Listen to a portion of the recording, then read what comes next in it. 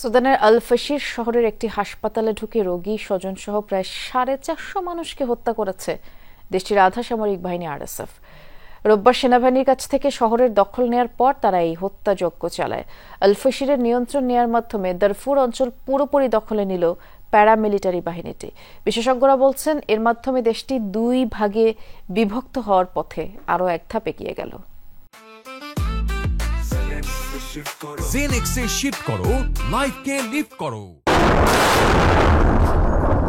সুদানে 2.5 বছরেরও বেশি সময় ধরে চলছে ভয়াবহ গৃহযুদ্ধ।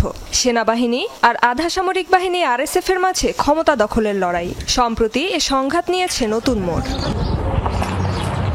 বহুদিন ধরেই দারফুর অঞ্চলের প্রায় সব প্রধান সেনাঘাঁটি ছিল প্যারামিলিটারি বাহিনীটির দখলে। এবার অঞ্চলটির শেষ ঘাঁটি আল ফাশিরেরও দখল নিল আরএসএফ। রোববারের এ ঘটনার পর এখন প্রায় পুরোপুরি আধা সামরিক বাহিনীর নিয়ন্ত্রণে দারফুর। সোমবার আল ফাশির থেকে সেনাবাহিনীর সরে যাওয়ার খবর নিশ্চিত করেছে দেশটির সেনাপ্রধান আবদেল ফাত্তাহ আল বুরহান।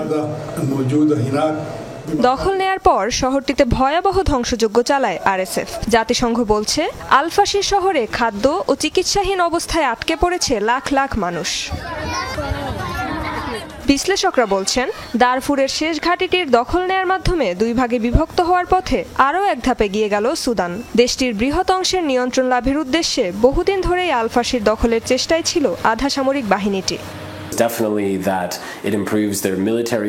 আল ফাশির ছিল সেই শেষ ঘাঁটি যা দেশটিকে স্পষ্টভাবে দুই ভাগে বিভক্ত হওয়ার পথে বাধা দিচ্ছিল। এখন আরএসএফ প্রায় পুরো পশ্চিম সুদান নিয়ন্ত্রণে নিয়েছে, আর সেনাবাহিনী ও পোর্ট সুদান সরকার মূলত মধ্য ও পূর্বাঞ্চল দখলে রেখেছে।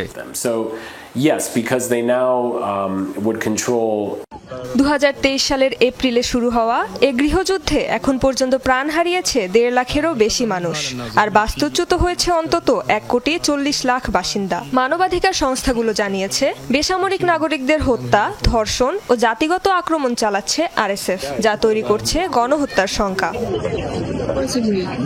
রেজওয়ানা সাইমা, যমুনা নিউজ।